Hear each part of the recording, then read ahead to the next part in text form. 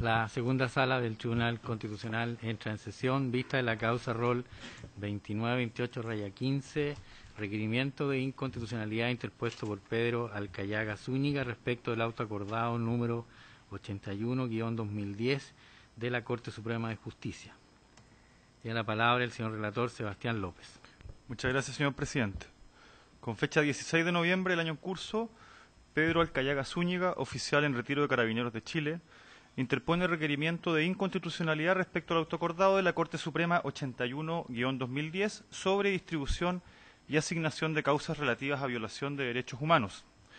El requerente se encuentra acusado por la comisión de delitos de tortura y homicidio calificado en la persona de Enrique López Olmedo, en causa sustanciada por el ministro en visita extraordinaria de la Corte de Apelaciones de Valparaíso, señor Jaime Arancibia Pinto, designado al efecto por la Corte Suprema mediante acta 217-2014, que modifica el autoacordado impugnado. El actor en síntesis señala que ya fue juzgado por los mismos hechos y sobreseía la causa por sentencia del Juzgado Naval de Valparaíso. Argumenta que el autoacordado referido le afecta en el ejercicio de sus derechos fundamentales a la igualdad ante la justicia y al debido proceso, infringiendo el artículo 19, número 3 de la Constitución Política. Agrega que los autos acordados son normas de orden administrativo y generales que no pueden extenderse a lo jurisdiccional, de modo que la Corte Suprema no se encuentra facultada constitucionalmente para establecer mediante autoacordado tribunales especiales, máxime después de la dictación de la Ley número 19.665 del año 2000, que derogó la disposición pertinente del Código Orgánico de Tribunales. En consecuencia, el autoacordado infringe también los artículos 7, 63, 77 y 76 de la Carta Fundamental.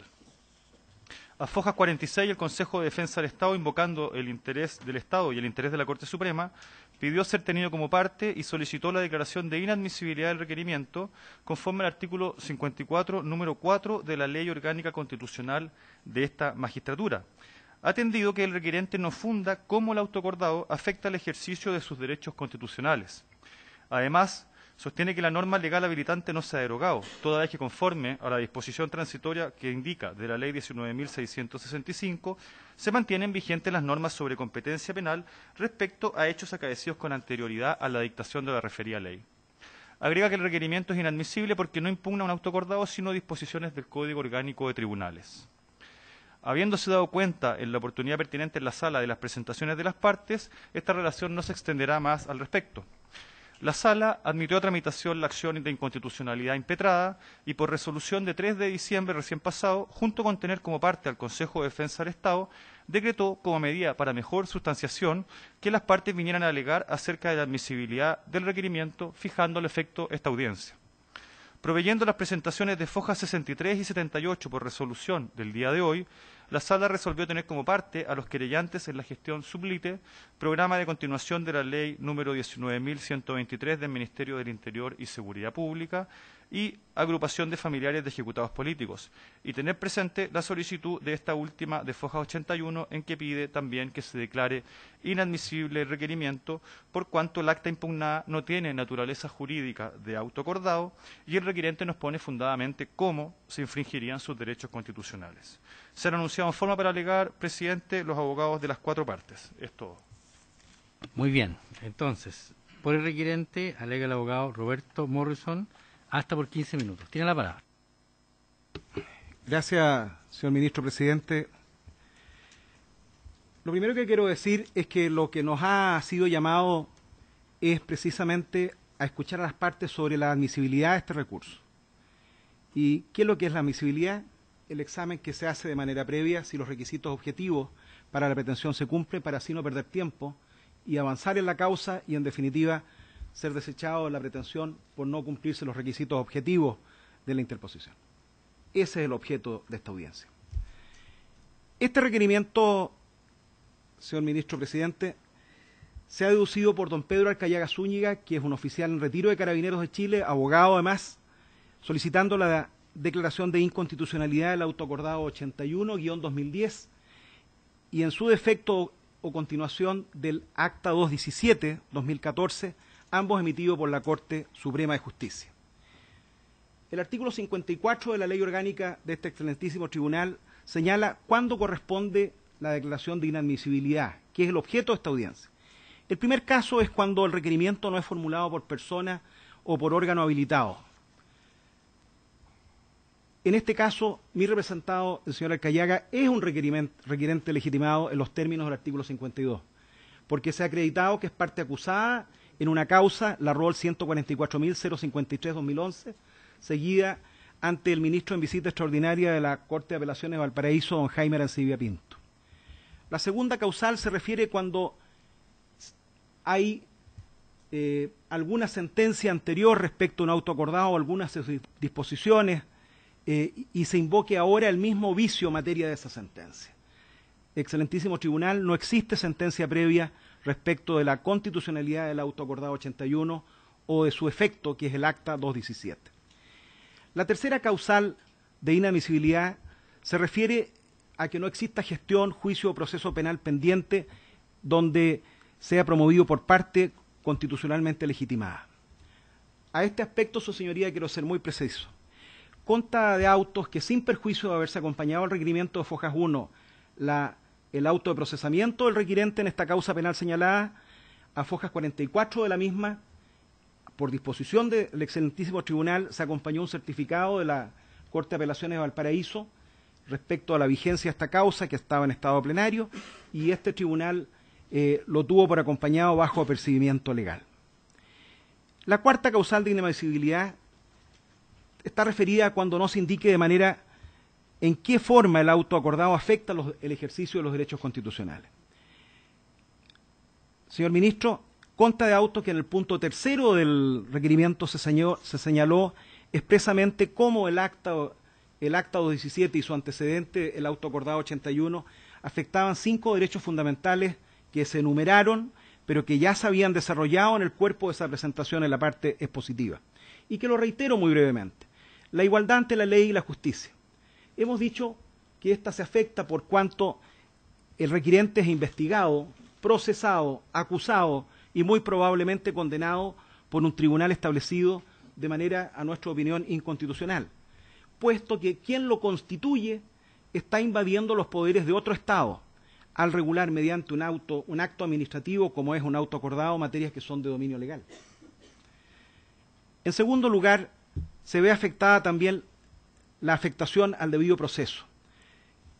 Esta causa penal se sigue ante un tribunal que es especial, que ha sido nombrado sin fundamento legal por un acto administrativo, que da por sentado a priori la tipología de delito que va a investigar, y ello evidentemente es una infracción a la norma constitucional del 19 número 3, incisos 6 y 7 de la Constitución.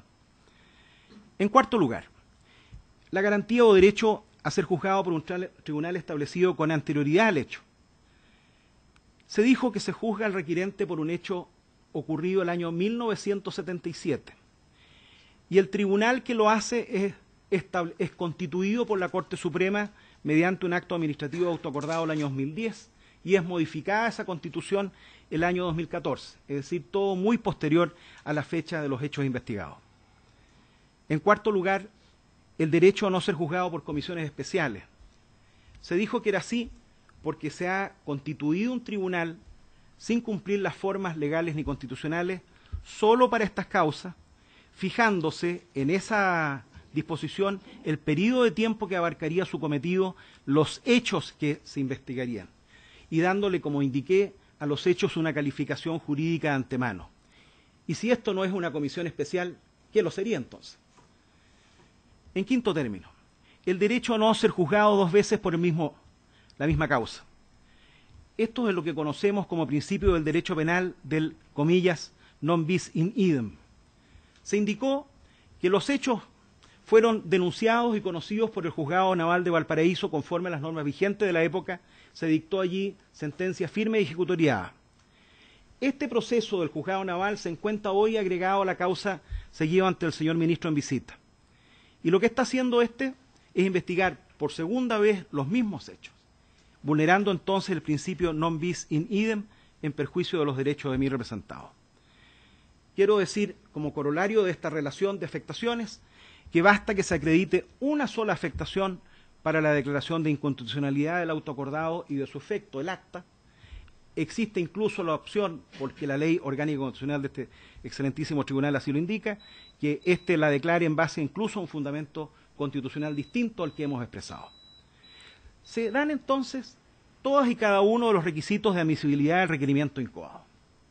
Y en el tiempo que me queda, su señoría, y muy brevemente, quiero decir que las materias planteadas principalmente por el oponente al recurso, al requerimiento, Consejo de Defensa del Estado, son más bien propias de la etapa posterior, donde se va a discutir el fondo del asunto. No obstante ello, es necesario aclarar algunos aspectos. Nos preguntamos en el requerimiento cuál era el fundamento legal que tenía la Corte Suprema para dictar autos acordados que luego devinieron en actas y luego devinieron en antecedentes administrativos, puros y simples. Y todos ellos modificando el auto acordado madre, digámoslo así, el 81, por lo cual se constituyeron estos tribunales especiales, digamos. A la fecha de la dictación del auto acordado 81, los tribunales que tenían competencia para conocer estos hechos cometidos por militares en el ejercicio de sus funciones y con ocasión de estas funciones eran los tribunales militares de tiempo de paz, de acuerdo a lo que hoy día incluso sigue manteniendo el artículo 83, inciso final, también el Código de Justicia Militar.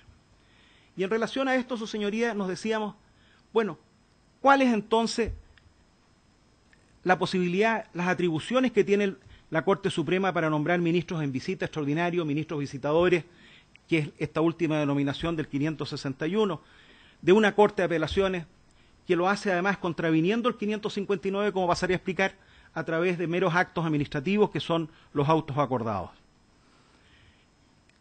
El auto acordado es un mero acto administrativo para una mejor administración de justicia, para mejorar el servicio judicial, pero la constitución de un tribunal es materia de ley.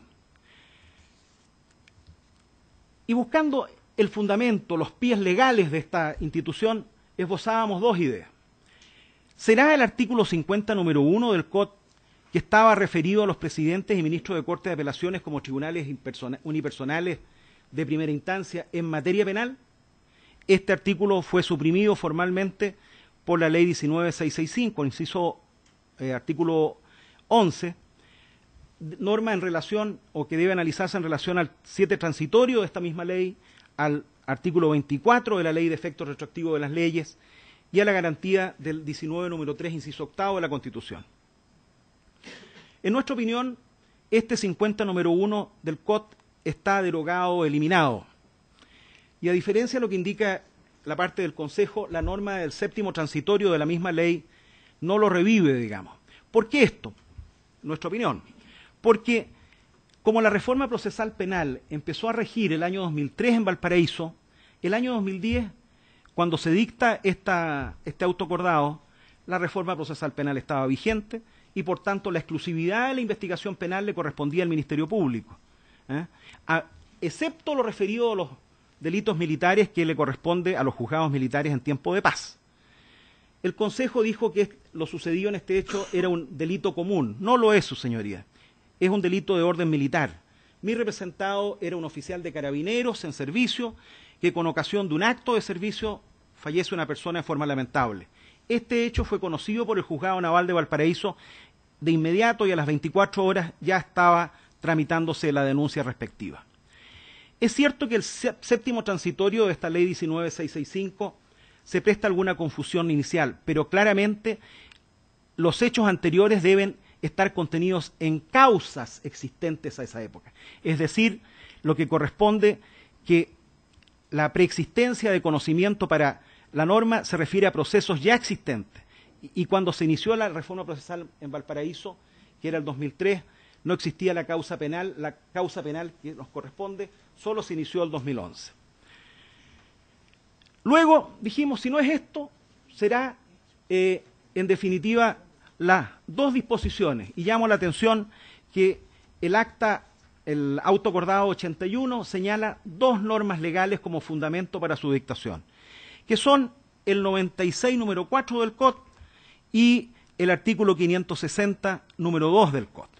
El primero de ellos, el 96, número 4, se refiere al ejercicio de superintendencia que tiene la Corte Suprema respecto a los tribunales inferiores para fijar la forma de funcionamiento, sus horarios, etc. Claramente esto no es atingente al caso. El Consejo no se refirió a esta norma en su presentación, siendo uno de los dos fundamentos del auto acordado. Y la segunda norma, el 560 número 2, que se encuentra, su señoría, dentro del título 16 del Código Orgánico, comillas, de la jurisdicción disciplinaria y de la inspección y vigilancia de los servicios judiciales, en específico el párrafo 2 de las visitas, nos dice lo siguiente. Pero antes de hablar del 560 tengo que hablar del artículo que lo precede, el 559, dentro del mismo párrafo de las visitas. Este 559 faculta a la Corte Suprema y a las Cortes de Apelaciones del país para decretar visitas extraordinarias por medio de sus ministros. Si la Corte Suprema dispone ministros de visita extraordinaria, tiene que ser un ministro de la Corte Suprema. Y si lo hace alguna de las Cortes de Apelaciones, tiene que ser el ministro en visita, un ministro de las Cortes de Apelaciones respectivas. En los juzgados de su territorio jurisdiccional, juzgados que son existentes, previos, permanentes, cuando el mejor servicio así lo diga. Y el 560, número 2, nos habla cuándo se da la posibilidad del nombramiento de estos. Y pido muy brevemente permiso para referirme al texto. Primero, que las visitas del ministro visitador son para ser cumplidas por la Corte Suprema por medio de sus ministros, no por ministros de Corte de Apelaciones. Segundo, que para la investigación de estos hechos, para pesquisar estos delitos, le correspondía a la justicia militar. El procesamiento que hace un tribunal ordinario es, en nuestra opinión, con manifiesta infracción de ley. Siguiendo el orden del 560 número 2, que justificaría el nombramiento cuando estos hechos afectan las relaciones internacionales, la verdad, señor presidente, no se ve cómo puede afectar las relaciones internacionales del país un hecho ocurrido más de 30 años atrás. Y la cuarta fundamentación, que estos hechos produzcan alarma pública y exijan pronta represión por su grave y perjudicial consecuencia. No se ve, señor presidente, cómo un detenido en delito flagrante por porte de arma de fuego, que se da a la fuga, que desobedece las órdenes de detención, hechos ocurridos hace 30 años, puede tener esta connotación. Y el requisito de pronta represión, la verdad es que no merece comentario respecto a una situación producida hace 38 años atrás. Esta presentación, señores ministros, no busca impunidad. Busca justicia e igualdad en el trato legal. Busca ser procesado por tribunales establecidos por la ley con anterioridad al hecho que motiva el procesamiento. Busca no ser juzgados por tribunales especiales como este caso. Busca una garantía de parte del Estado respecto del principio de seguridad jurídica, no ser juzgados dos veces por los mismos hechos.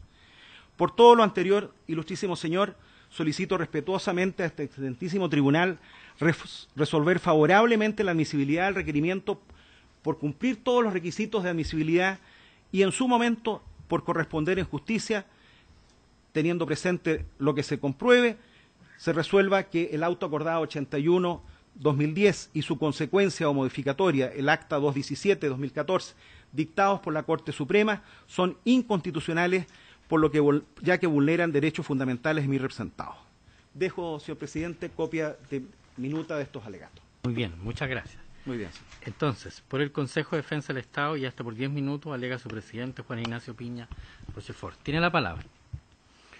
Gracias, señoría, excelentísima, con su venia. Alego solicitando se declare inadmisible el requerimiento de inconstitucionalidad presentado por don Pedro Alcayaga respecto del auto acordado número 81 de la Corte Suprema. Alego en representación del Estado de Chile y en interés de la excelentísima Corte Suprema.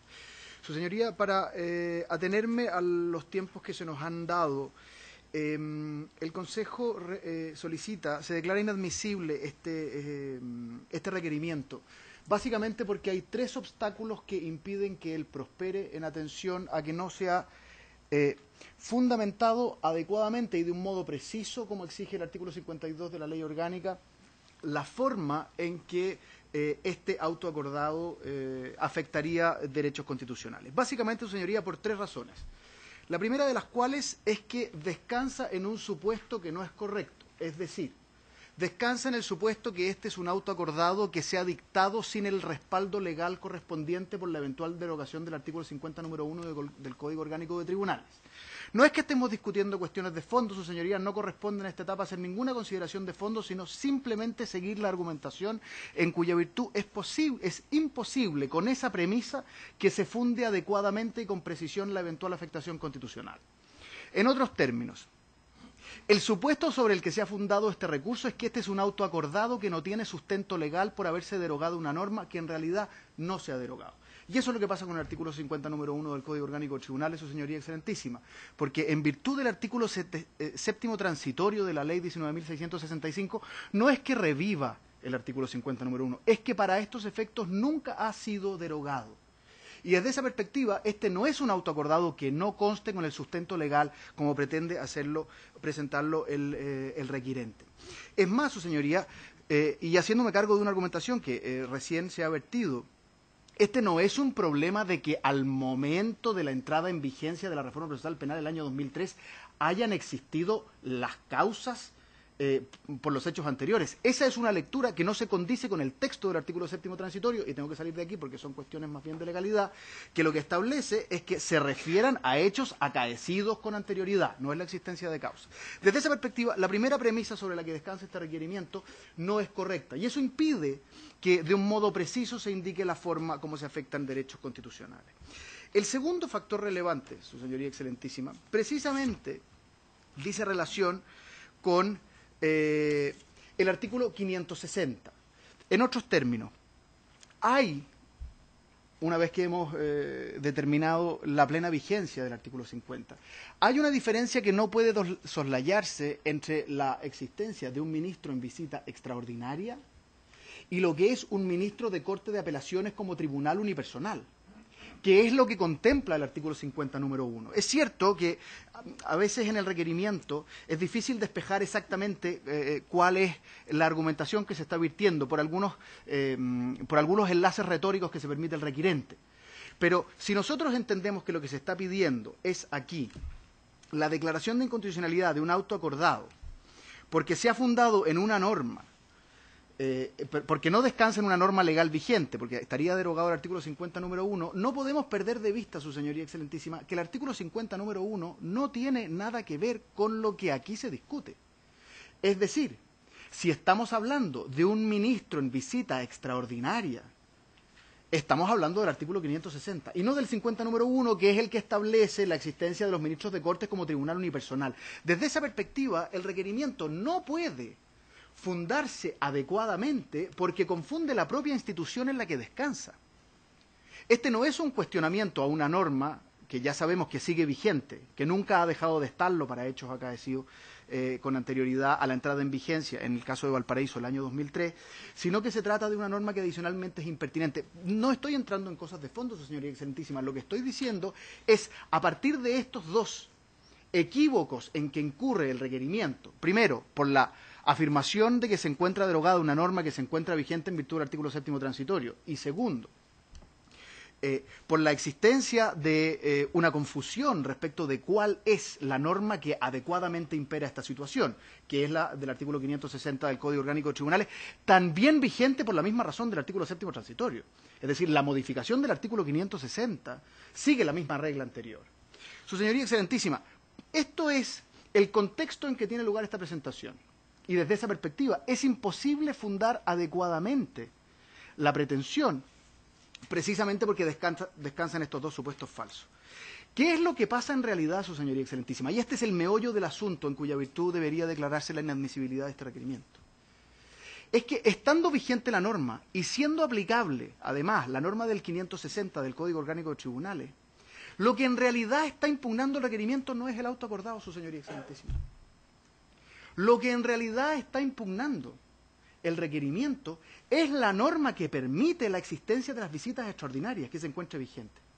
Claro, como al momento de escribirse se funda en la premisa falsa de que estas normas están derogadas, pero ya sabemos que no lo están, que están plenamente vigentes por el artículo séptimo transitorio, el error en el que incurre es que se está atacando el estatuto legal.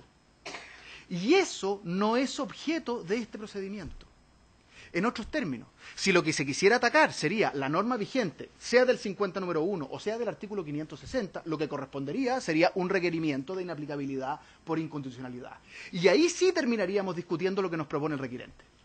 Ahí sí terminaríamos discutiendo si la aplicación del artículo 560 o la aplicación del artículo 50 número 1 se condice con las garantías de debido proceso, se condice con la necesidad de un juez natural, en fin, todas las cuestiones que podríamos discutir en el fondo y que no corresponde que discutamos en este momento. Pero no podemos hacerlo porque la norma en cuya virtud se dicta el auto acordado está plenamente vigente. Y es esa la que en realidad impugna al requirente. Y es eso lo que precisamente no puede discutirse en este procedimiento, donde estamos viendo la eventual cuestión de inconstitucionalidad de un auto acordado. El auto acordado 81, así como el acta complementaria, no es sino la ejecución de la potestad que tiene la Corte Suprema en razón precisamente de estas permisiones que se encuentran legalmente vigentes. Si queremos impugnar estas permisiones, 50 número 1 o 560, esta no es la sede, sino la sede es el de un eventual requerimiento de inaplicabilidad por inconstitucional. Desde esa perspectiva, a juicio del Consejo, es imposible que este requerimiento, tal como está plasmado, pueda prosperar, porque no puede fundar adecuadamente y con precisión la forma en que se afectan las garantías constitucionales. Estamos en realidad discutiendo una cosa en una sede inadecuada. La sede correcta sería precisamente aquella que impugnara las normas que, como hemos dicho, ya siguen plenamente vigentes. Desde esa perspectiva, su señoría, y en atención al tiempo, creo que estas son razones suficientes para la declaración de inadmisibilidad del requerimiento recién planteado. Muchas gracias, su señoría. Muy bien, muchas gracias. Por el programa de Derechos Humanos del Ministerio del Interior y Seguridad Pública, alega hasta por 10 minutos el abogado Rodrigo Cortés Muñoz. Tiene la palabra. Buenas tardes, con la venia del excelentísimo presidente del excelentísimo tribunal, vengo a alegar por el programa Continuación Ley 19.123 del Ministerio del Interior, solicitando desde ya el requerimiento de inconstitucionalidad sea declarado inadmisible de conformidad a los argumentos que se pasan a exponer. Primero, esta parte buscará complementar la exposición o las justificaciones de inadmisibilidad ya expuestas por nuestro distinguido abogado o el distinguido abogado del Consejo de Defensa del Estado. Segundo, ¿cuáles son los capítulos de inadmisibilidad sobre los cuales esta parte se va a extender? Primero, ¿cuál es el asunto efectivamente controvertido? Ya nos señaló el abogado del Consejo de Defensa del Estado que la discusión en rigor se centraría en una suerte de antinomia legal. Más allá del error expuesto por el requirente, efectivamente lo que habría sería una alusión a una norma que se entiende mal ejercida. Sin embargo, esta parte propone, para los efectos de determinar su inadmisibilidad, una cosa distinta y lo propone desde la literalidad del requerimiento. Esta parte entiende que lo que se somete a la decisión Esta parte entiende que lo que se somete a la decisión del excelentísimo tribunal es una cosa que no resulta ser de la competencia del Tribunal Constitucional. ¿Y por qué no resulta ser de la competencia del Tribunal Constitucional? Porque ello se extiende o ello se lee de la propia lectura del requerimiento. Y pido la venia para poder leer. A fojas 2 del requerimiento se señala lo siguiente.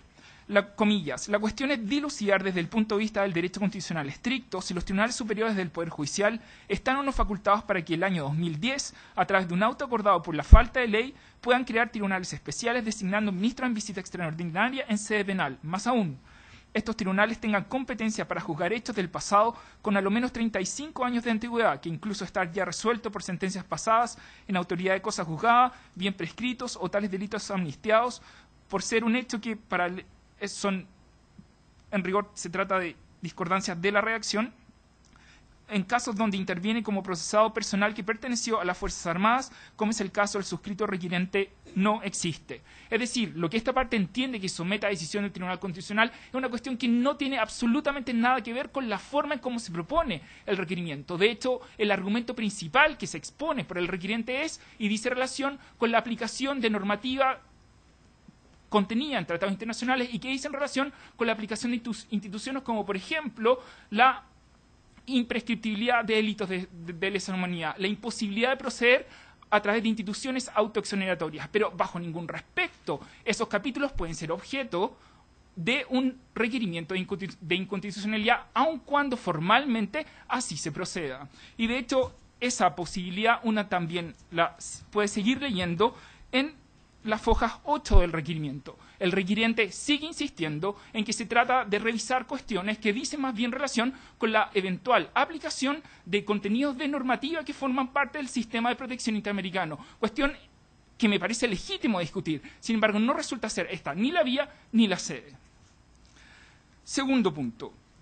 Por lo mismo, esta parte entiende que lo que está ocurriendo, en definitiva, a través del ejercicio del requerimiento de inconstitucionalidad es la funcionalización de una institución, cuestión que esta parte entiende no procede. Ahora bien, obviando de alguna manera ese punto y pasando a un segundo capítulo de inadmisibilidad, ¿cómo es que el requiriente procede? En primer lugar, no correspondiendo al artículo 50, número 1 del Código Orgánico Tribunal, tal como lo expuso el abogado del Consejo de Defensa del Estado, lo que procede es entender como eje de la argumentación el artículo 560, número 2 del Código Orgánico Tribunales. Ahora bien, es importante considerar que, de nuevo, el requiriente alega sobre la base de una antinomia, la antinomia que existiría entre el artículo 50, número 1, que entiende derogado, y el artículo 559. Toda esta argumentación de antinomia legal, de nuevo, no resulta ser competencia de esta vía ni en esta sede, cuestión que, en definitiva, reitera la conclusión de que el requerimiento debiera ser declarado inadmisible. Ahora bien, específicamente en relación al autoacordado 81-2010 y al acta complementaria, esta parte hace suyo el argumento o la exposición expuesta por el Consejo de Defensa del Estado, en el sentido de que se trata de normas que corresponden o que resultan ser externalidad de una norma legal, y que no solamente resultan ser externalidad de la norma legal, sino del ejercicio de la norma legal. Y lo que el requiriente está, en definitiva, controvirtiendo o cuestionando es ese ejercicio. Y ese ejercicio, bajo respecto alguno, puede ser cuestionado por vía de la acción que se contiene en el artículo 32, letra A de la orgánica del Tribunal Constitucional. Y finalmente, en relación a los derechos y al modo en cómo tales son afectados. El requerimiento tiene un punto 3 donde enumera los afectados.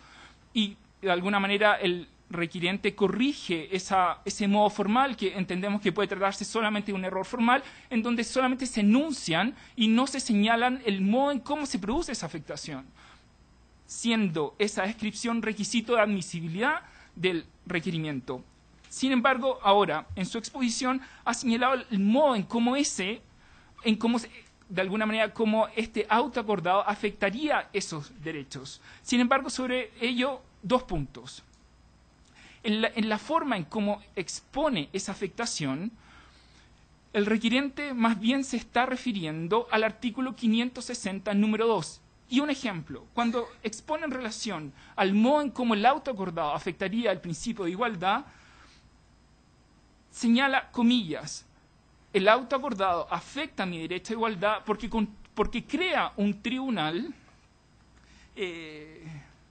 de un modo inidóneo. Esa creación de un tribunal inidóneo no se produce vía el autoacordado, sino que se produce vía el ejercicio del artículo 560, número 2, que posibilita la creación de los ministros o la designación de ministros en visitas extraordinarias. Por lo mismo, esa afectación no deriva del autoacordado y reafirma en definitiva la conclusión de que el requerimiento se encuentra mal enderezado. Otro ejemplo, cuando sostiene que la afectación que produciría el autoacordado dice relación con el derecho a no ser juzgado por comisiones especiales, de nuevo, renueva el mismo debate y se está refiriendo, o esta parte entiende que se está refiriendo al ejercicio del artículo 560, número 2, y bajo ningún respecto al autoacordado. Es decir, el requiriente, en la forma en cómo expone su requerimiento, en la forma como lo argumenta y fundamenta, en ningún caso confronta el contenido del autoacordado con normas sustantivas de la Constitución. En ninguna parte del requerimiento entendemos la suerte de silogismo que permite concluir que en esa confrontación el autoacordado resulta inconstitucional. Por el contrario, toda la argumentación que el requiriente expone la deriva o la endereza a la norma legal, y no solamente al tenor de la norma legal, sino al ejercicio de la norma legal, existiendo otras vías y otras sedes para cuestionar o ese tenor o ese ejercicio. En razón de lo que se expone y en atención al tiempo, y entendiendo que nuestro distinguido contradictor de la agrupación de familiares de ejecutados políticos enderezará nuevos argumentos, esta parte solicita al excelentísimo tribunal, en razón de los argumentos que se han vertido, se declare la inadmisibilidad del requerimiento. Es todo cuanto puedo señalar. Muy bien, muchas gracias. Y finalmente, por la agrupación de familiares de ejecutados políticos, alega el abogado Francisco Jara, hasta por 10 minutos. Tiene entonces la palabra. Muchas gracias, señor presidente. Con la venia de este excelentísimo tribunal, comparece Francisco Jara por la agrupación de familiares de ejecutados políticos para solicitar que el proceso relativo a la causa rol de ingreso 292815 se declare la inadmisibilidad de la presente cuestión de constitucionalidad por 3 razones. Primero, vamos a sostener que el acta impugnada no tiene la naturaleza jurídica de auto acordado de acuerdo a la propia jurisprudencia del Tribunal Constitucional. En segundo lugar, vamos a sostener que, tal como han hecho nuestros predecesores, no se expone de forma precisa la cuestión de constitucionalidad porque todo el requerimiento está basado en un error de derecho bastante grosero. Y en tercer lugar, el requerente y procesado no fue afectado en el ejercicio de sus derechos fundamentales porque no expone de manera concreta cómo es que ocurre eso, sino que simplemente él enuncia que hay vulneraciones. Vamos a ir al primer punto. ¿Por qué decimos que el acta impugnada no tiene naturaleza de autoacordado? ¿Por qué decimos que el acta no tiene la naturaleza de autoacordado? Todos sabemos que los tribunales superiores de justicia no solamente tienen las facultades jurisdiccionales y la facultad de resolver los llamados asuntos judiciales no contenciosos, sino que además tienen las llamadas atribuciones conexas. Los tribunales desarrollan una rica actividad administrativa. Por ejemplo, tienen autoacordados que regulan nombramiento de ministros del Tribunal Constitucional, tienen autos acordados que regulan el uso de credenciales de prensa, autos acordados por las condolencias a la familia del fallecido señor exministro Benquis, tienen autos acordados que regulan la entrega del título de abogado. Entonces, al existir tal profusión de resoluciones administrativas, es que el propio Tribunal Constitucional, en sentencias sobre inconstitucionalidad de autos acordados, ha dado algunos criterios que son también apoyados por la doctrina del derecho administrativo. Se ha entendido que una de las principales divisiones que deben hacerse para entender cuando estamos en presencia de un auto acordado propiamente tal es aquella que dice que hay autos acordados reglamentarios y autos acordados no reglamentarios. Nos basamos aquí en lo dicho por autores como Graciela Weinstein, como don Domingo Valdés Prieto, María Pía Silva Gallinato, don Esteban Galvez Arriaza y don José Ignacio Vázquez Márquez. Los autos acordados reglamentarios tienen lo que tradicionalmente se ha entendido que deben ser las características de un reglamento, es decir, normas obligatorias, generales y abstractas. Por lo tanto, los autos acordados reglamentarios tienen las características de la obligatoriedad, la generalidad, la abstracción y el ser dictados por órganos distintos al legislador. Generalidad dice relación con que su aplicación sea igualitaria a un grupo de personas, y la abstracción quiere decir con un carácter normativo que permite hipótesis aplicables en un sinnúmero de veces. Entre ellos, los casos más típicos son, por ejemplo, los autos acordados para la tramitación del recurso de protección de garantías constitucionales, también el auto acordado de la Corte Suprema sobre forma de las sentencias o el auto acordado para la tramitación de la acción de amparo. ¿Qué son, por otra parte, los autos acordados no reglamentarios? Esto es una categoría residual que contiene actos que no son ni jurisdiccionales y no reglamentarios, que fundamentalmente son actos que, si bien son obligatorios para los destinatarios, no establecen normas generales, sino que órdenes o instrucciones para el buen funcionamiento de un tribunal. Entonces esto se asemeja a circulares, instructivos u otros tipos de actos administrativos. Y aquí, por ejemplo, se establecen los autos acordados que, por ejemplo, norman la manera de llevar a cabo la entrega del título de abogado, los autos acordados relativos también a los ministros en visita extraordinarios. Y esta clasificación, ¿por qué es importante en la jurisprudencia del Tribunal Constitucional posterior a 2005? La idea de que el auto acordado es una norma reglamentaria de ley la encontramos, entre otros, en el rol de ingreso 783-2007, el considerando 29, y más precisamente en las causas rol número 1557-2011, el considerando 3, letra C, y en el rol 1812-2011, considerando 3, letra B. Y fundamentalmente en el rol del Tribunal Constitucional, número 1009 del 2007, donde la parte requirente trata de impugnar autos acordados muy similares a esto que nombran ministros en visita extraordinarios. ¿Y qué es lo que dice la más alta magistratura constitucional? Dice que examinados con mínimo rigor, dichos actos no contienen el carácter general y abstracto que distingue las normas de un auto acordado, sino que son simples resoluciones administrativas expedidas por la Corte Suprema en el ejercicio de la superintendencia directiva sobre los tribunales de la República que le asigna el inciso primero del artículo 82 de la Constitución. Este es el considerando quinto. Por lo tanto, estas son solamente resoluciones encaminadas al buen servicio. Buen servicio que puede afectar también las relaciones internacionales. De hecho, quiero, y esto en referencia a lo dicho por el abogado del requerente, el año pasado salió el informe del Comité de Derechos Humanos de Naciones Unidas que celebra las medidas tomadas para la mejor tramitación de casos de derechos humanos. Malamente puede sostenerse que el cumplimiento de tratados de derechos humanos pueda ser contrario a la Constitución. Ese entonces es el primer punto. El requerimiento está impugnando una norma que no tiene la naturaleza de autoacordado, inclusive si le llaman autoacordado porque para el propio Tribunal Constitucional, porque hay tanta profusión administrativa, los autoacordados deben tener ciertas características.